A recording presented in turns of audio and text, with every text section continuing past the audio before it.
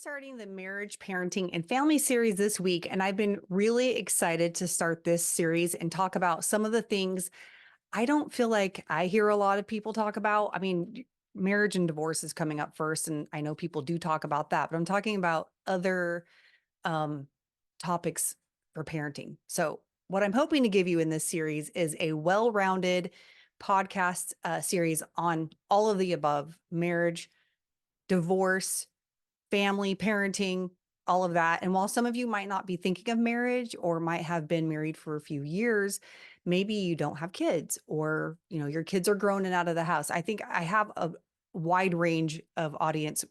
My audience is about 25 to 45-ish. So I would say we're all about right there. But not everybody has kids and not everybody's married. So I do get that, but it doesn't mean that you won't be married or have kids one day. So I think this information is helpful for all of us. I want to remind you that these are topics that we ought to be discussing in the church, regardless of where we are in our, family experience, because they're foundational to society. And I had John Ferrer on the show. He's with Cross Examine, and he and I have worked together, and we still do here and there. And he was on just a couple weeks ago, and we discussed why the family is an apologetics issue. And so I want to take time to dive into these topics a little bit more. We also have Mother's Day and Father's Day coming up, and our culture just needs to refocus on what family looks like and why the culture itself is in trouble since the family is in trouble. So in this episode, we're going to talk about marriage and then we're going to get to divorce. So I kind of have like a two-parter for you, but I split it to where it doesn't seem like a two-parter. You'll know what I'm talking about when we get there. I know you're probably like, what are you talking about? I'm going to explain it. So coming up on this series, I have episodes on even raising teenagers, because that's what I feel like I don't hear a lot about. Discipline in the home, and how do you discipline, or what kind of rules do you implement into a home with older kids? Some people have told me that they let their teenagers, like once you turn 15 or 16 and start driving, they don't really even bother with certain home rules anymore. So I want to talk about that and why that's important. And then even in-law relationships and more. Before we get into this episode, I have a few announcements coming up. If you are in the Greenville, South Carolina area on May 10th, I'm speaking at the Tremont Church of God, Women in the Word. It's their WOW Women's Group. And you can go to the Tremont Church of God website to register, or shandafulbright.com/events. If you have any trouble getting into any of that, you can email me at hello@shandafulbright.com and I'll send you the links directly. And so today we are going to talk about, one, is marriage a social construct or is it instituted by God? Two, the consequences of divorce. And I'm going to incorporate some of Katie Faust's Them Before Us book, which I think is excellent. I highly recommend that you guys read that. And then finally, what are some tips for a strong marriage? I have about 3. We could go a lot more and a lot more in depth on those, but let's just go with the basic 3, because I think I'm going to say this probably till my last breath. We overlook the basics and things get complicated. If you go back to the basics, things aren't so complicated anymore. And that's just how everything in life works. You skip the basics, you're going willy-nilly. You go back to the basics and you have a structure to build on. That's just how everything works, especially when it comes to implementing tools for life and learning something new. So here's the thing. This episode is going to make the case that marriage is not a social construct, and we'll dive into the benefits and purpose of marriage. In the next episode, I'm going to talk about the consequences of divorce, and that's why I kind of made this a two-parter, but I split it on purpose. So it won't really seem like a two-parter, but if for some reason somebody skips the divorce one, they're going to want to come back to this one. And if you only listen to this one, you really need to listen to the divorce one that's coming up next. So that's why I put them together. When I talk about the consequences of divorce and how to handle conflict in marriage, I think it's going to get heavy. Well, I know it's going to get heavy because I've already prepared that episode, but hang in there with me, because and people who are close to me know this, I'm not afraid to have hard conversations because they're necessary for us all to get on the same page and be successful. If we avoid the hard things, then we're weak people. That's another thing about life. If you want to avoid hard conversations and hard things, you'll have weak relationships and shallow, I would say, shallow relationships, and you're never going to get to the depth of what real relationship actually is. So this is not a two-parter in that sense, but it's going to be a series. So it goes together. The marriage part of this series is going to be several episodes long. So I'm really excited about it. It's the foundation of family, right? Marriages. So that can be somewhat controversial. And there's only so much I can cover in these episodes because I try to keep them at 35 to 40 minutes, but we're going to do the best that we can. And I hope that, yeah, I hope it challenges you in a good way. I think that every message that a pastor preaches on Sunday, in some ways, when he gives us the word, it's going to challenge us because it lays that message in our lap and says, now what are you going to do with it? Right? That's the challenge, is what will you do with what you just learned? And so I hope it does that. I hope these help you personally and in your conversations with other people. So before I get into the content of this episode, let me give some disclaimers, because these videos go up on YouTube, and I always get people who comment on my reels, because we only take 60 seconds of each podcast and throw a reel up there, and people want to accuse me of being judgmental and all these things, which whatever. I honestly don't care, because they haven't listened to or watched the entire podcast. But I'm going to give disclaimers, because there's some things that I'm not going to talk about when it comes to marriage. I'm not going to address abusive relationships, because some people are going to be like, but what about divorce in an abusive relationship? Well, I'm not talking about that. Okay. I'm not going down that road. If I wanted to talk about abusive relationships, that would be the title of this episode, but it's not. Title of this episode is Marriage a Social Construct. So I'm not going to address abusive relationships or reasons some people divorce, such as like infidelity or abuse. I know some will tell me that there are reasons for divorce, and I get it, but I'm not addressing those. I will say this, though, that we should be careful with what is labeled as abuse. Because in this culture, this therapy driven culture where everything and everybody is toxic, if you don't agree with them, they're going to label a marriage that's technically not abusive as abuse. Not everything is abuse. And I think that because we live in an everyone is toxic culture, we can quickly dub a relationship abusive so we can easily get out of it. Like, oh, that's my past, it's abusive. So again, I think we should be careful with that label. I really do. But that's not what I'm talking about. Also, I'm not talking about those people God has called to be single. Okay. So some people are like, oh, Christians, they idolize marriage. And I see people go off on that on social media. And I'm like, maybe some do, but just because you talk about the importance of marriage, just because you talk about how marriage and family are the bedrock of society, does not mean you're idolizing it. There are more people that are going to be called to marriage than called to singleness, because part of that command is to be fruitful and multiply, which means, and also have godly offspring. Okay. So I know we can apply that to other contexts and situations as well, as you disciple and maybe you adopt, kids and things. But I'm not talking about specifically those God has called to be single. Just because I talk about how marriage is instituted by God does not mean I'm going to tell everyone that they should get married. You got to do what God has called you to do. If you're called to not get married, then stick to that call. But I also don't like it, when people say that Christians glorify marriage too much. Okay, but that doesn't take away from the significance and beauty of marriage and the fact that God instituted it. I think those are the only two disclaimers that we're going to start off with. And I'm saying that so you guys will know, if you're called to singleness and you're listening to this episode, I'm not telling you that you have to go out and get married, but you should still know how to answer the question, is marriage a social construct? We should all be able to do that as Christians, because we have to be able to give a defense for marriage when the culture says that marriage can be between a man and a man, or a woman and a woman, or a dog and a cat, or whatever else is going to come up, or between a man and three other women. Is that true? And why? You have to have the why as well. So when the Supreme Court ruled in the Obergefell versus Hodges case in 2015, they made it possible for men to marry men and women to marry women. In other words, the argument wasn't necessarily about same-sex marriage as much as it was about changing the definition of marriage, which affected same-sex couples, right? So what I'm saying with that is that the definition of marriage was at the heart of this case. A lot of times people thought, oh, it's just about who you married. But that's not necessarily true. It was the definition of marriage. So before this, the law recognized that marriage was between one man and one woman.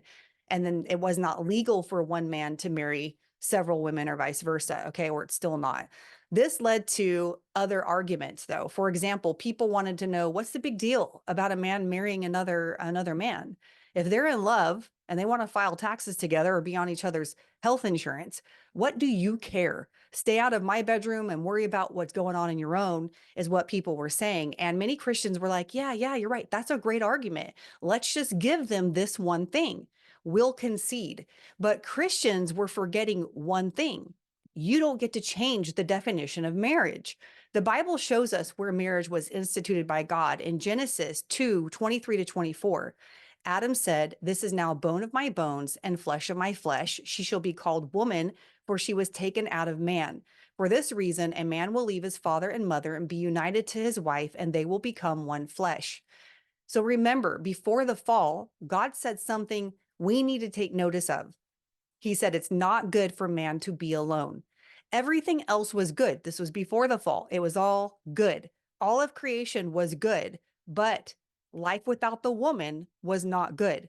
The woman was made to complement the man. People get all mad about that. What? Oh my gosh. Well, remember, life was not good without her. I mean, that should be the best compliment ever. God said, I've made everything. Everything's perfect. Adam's in the perfect world. He has a relationship with me.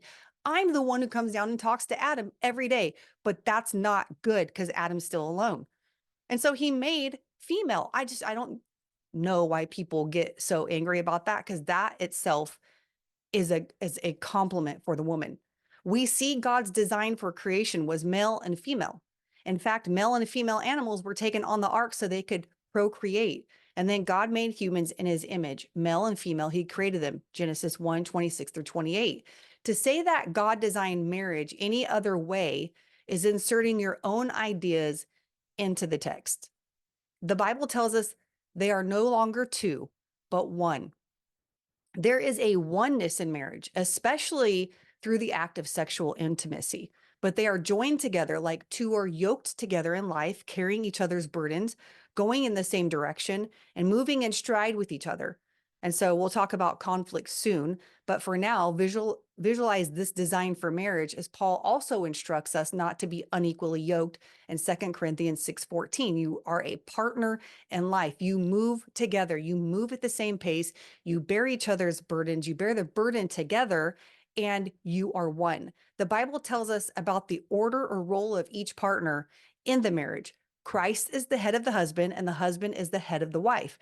Now, I'm not going to get into the biblical teaching of submission and all of that, not because I don't want to offend anybody, just because I don't have time to go into that. This is specifically about, the institution of marriage, but because the whole purpose for this episode, is to make the case that marriage is instituted by God. That's why I'm not going to go into it.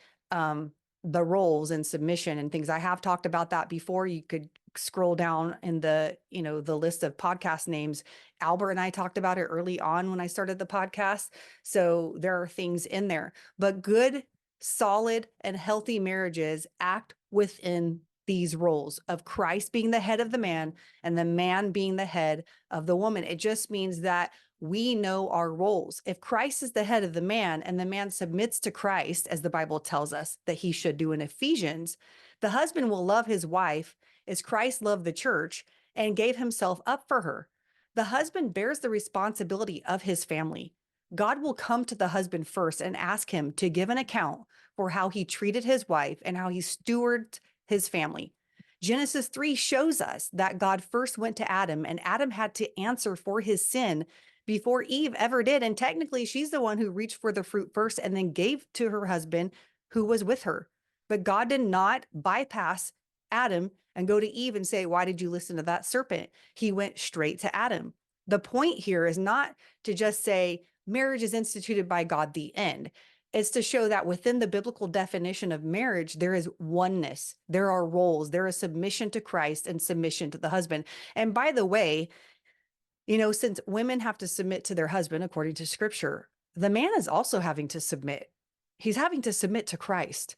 He's not living his own life. He is not the one who is, calling all the shots in the home. Christ is. And so we forget that as well. We're not saying the husband doesn't submit. We're talking about his submission to the Lord. And then he lays down his life for his wife as Christ laid down his life for the church. Um, Again, I don't want to harp on that too much because that's not the point of this, but I think it's a beautiful picture if we truly understand what God is requiring of the husband and the wife. And then there are benefits of marriage that come with the union of being one with your spouse that naturally come to a healthy marriage. When you look back at history and feminism, you'll hear how women didn't get the chance to vote and how women were stuck taking care of the home. And a lot of women were kind of bitter about it. You've heard it all before. If if you're familiar with feminism at all, or just watch social media with feminists on there, you'll hear about it. And yes, while it is true that women didn't vote and took care of the home, the majority of them back in the day took care of the home and didn't work outside the home and stuff. There's context behind even this.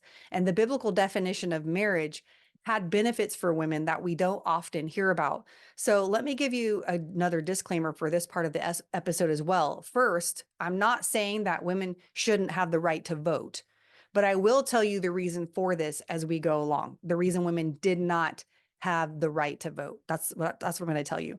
I'm also not saying that there weren't chauvinistic men who took advantage of women and there was purposeful unfairness for why women didn't have the same rights they have today. There were many men who abused power over women. You could read the Bible and find lots of them in the Old Testament and the New. Women just back in the first century did not have the same value or rights as men. That's why one of the strengths of the eyewitness testimony is that they recorded the women found the empty tomb first, and who would give credit to women if they really wanted to lie and beef up their testimony.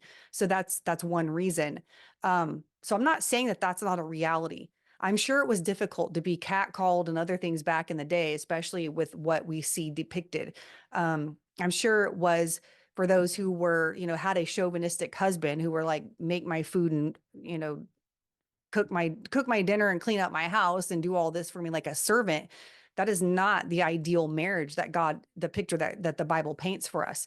So it's annoying when men stare at women today. I mean, I get annoyed by it, but I'm not going to talk about those things. That's not the whole reason for this.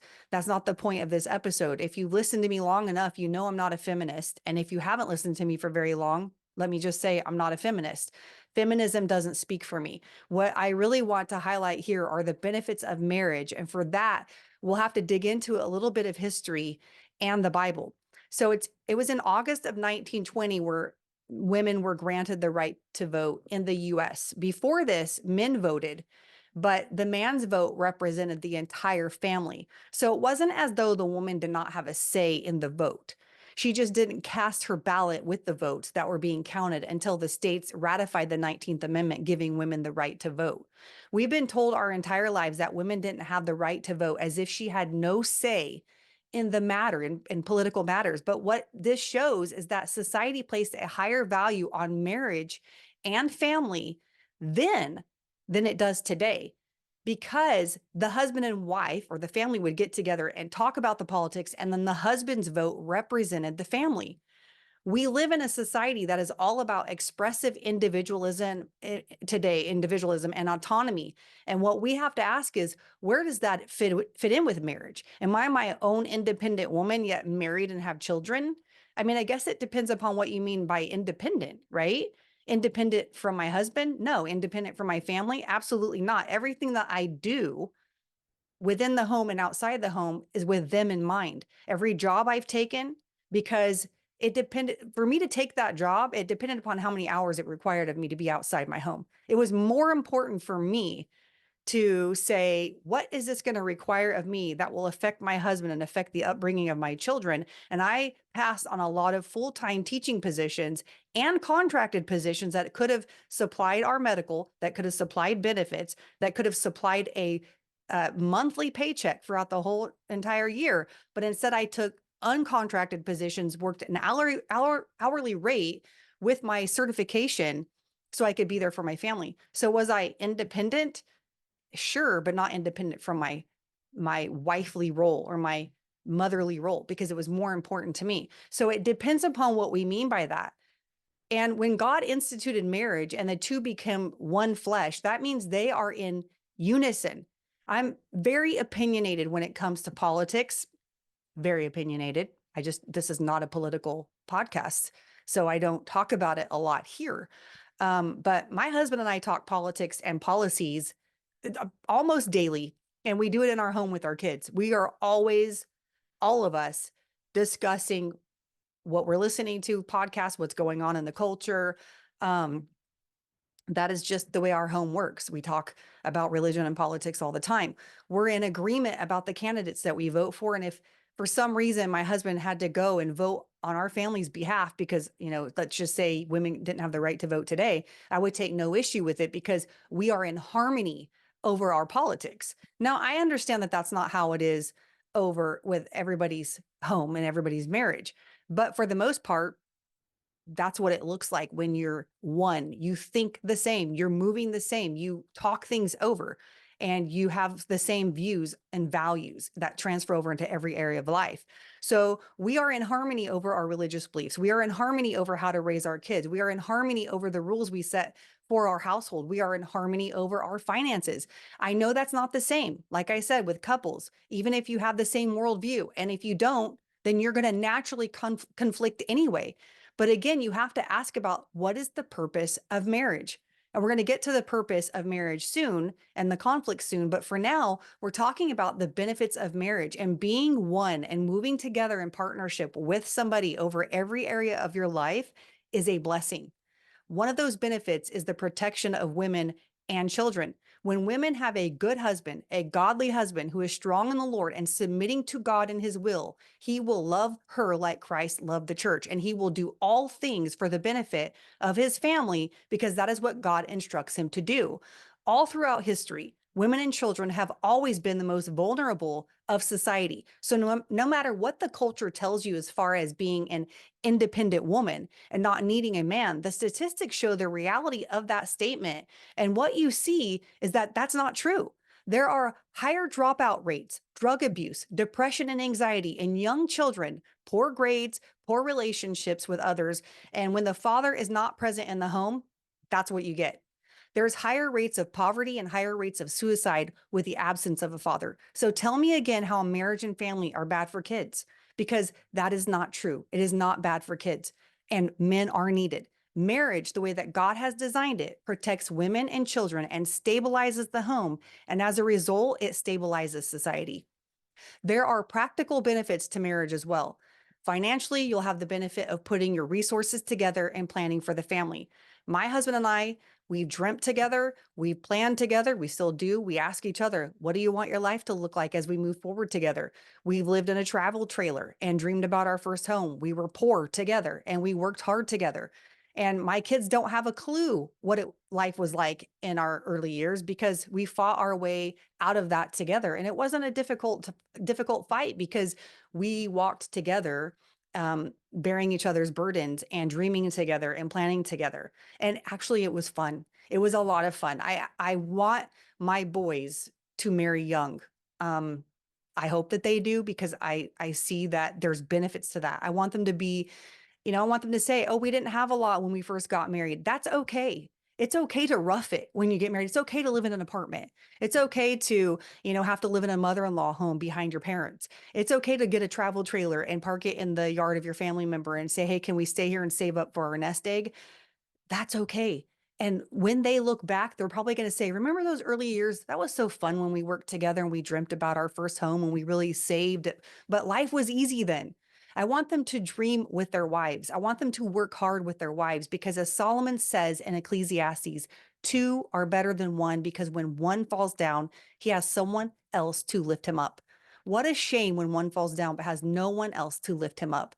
For those of you contemplating marriage, or maybe even you've been married and you hit a rut, because it happens. I hear that there's a 7-year rut, and I would say maybe about that time is when I found it to be true for my husband and I. Or maybe you're in year 20 and it's the same old thing, and you're like, man, we've been doing the same old thing for 20 years.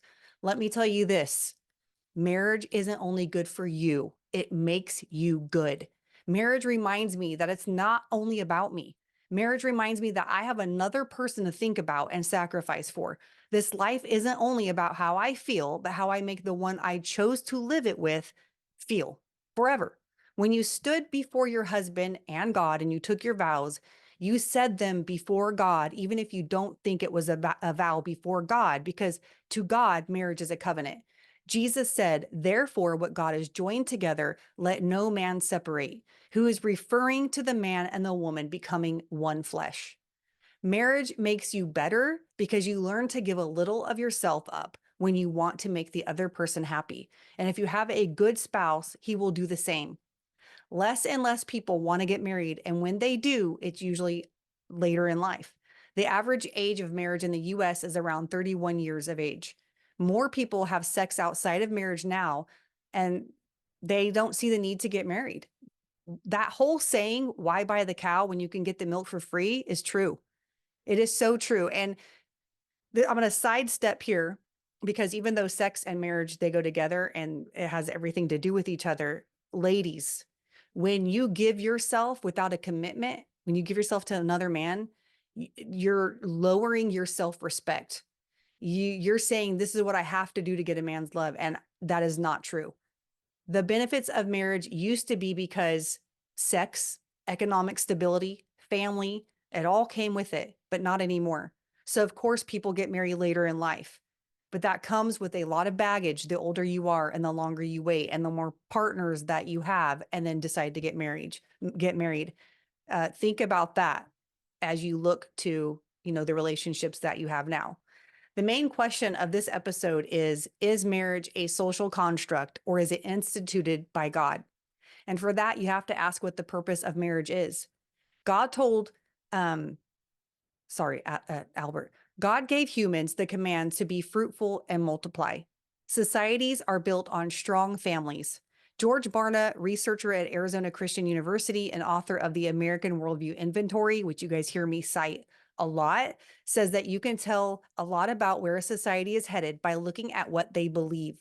In his new book, Raising Spiritual Giants, he says there's a huge decline in Gen Z valuing marriage and family compared to other generations before them. Gen Z are those born between 1999 and 2015. Only 1 in 5 want to get married before the age of 30. Their highest priorities are their own hobbies and interests, starting a career, and finishing school. And it could be because they're young and they don't prioritize marriage and family just yet. That could be something that we have to consider. But it could also be because of how millennials and Gen Xers portray marriage. With about half of marriages ending in divorce, society at large doesn't value marriage and family like it used to. And when you look at the statistics on worldview, it's no wonder that Christians are among those divorcing. What example are we showing our kids? If marriage is a social construct, where's the value in it from a secular standpoint? You can divorce your spouse and move on to the next one, right? But it's not that easy. As we will see in the next episode, talking about divorce and conflict, it is not that easy. If we as Christians get back to understanding why marriage is instituted by God between one man and one woman, and the purpose of marriage is to have companionship, fellowship, comfort, and a holy union between you and your spouse, marriage creates a stable home for children, and a strong home brings strong societies. Now, again, if you're not sure, rewind this and listen to the effects of fatherlessness as a refresher for anyone who says that they don't need a man or marriage is not important. Marriage nurtures a self-sacrificial love instead of a selfish lifestyle of living only for yourself. It protects individuals from sexual immorality, and marriage is a visual representation of Christ and his church. It's good to know this, but it must be lived and communicated so the next generation will see and value marriage and family themselves. Is marriage a social construct? No, it's not. It's a holy union, and the church must get back to communicating this truth. Like I said, this is a series on marriage, family, and parenting, and I'm going to have Angela from Raising Apologists on soon. And next week, we're going to dive into the consequences of divorce and why Christians should be very careful when it comes to giving advice to their friends on marriage and divorce. It's going to be a great episode, a heavy one for sure. I can promise you that. And I hope to challenge you with some things that we have to think about and talk about as we look at what divorce is and what it does. If you have any questions for me, please email me at hello@shandafulbright.com. If you enjoy the podcast, please leave a 5-star rating and review as it helps get the podcast into the earbuds of others. And if you need a speaker for an event, conference, retreat, or even a training for your Christian educators, you can email me for that as well. And like always, I'll catch you on the next one.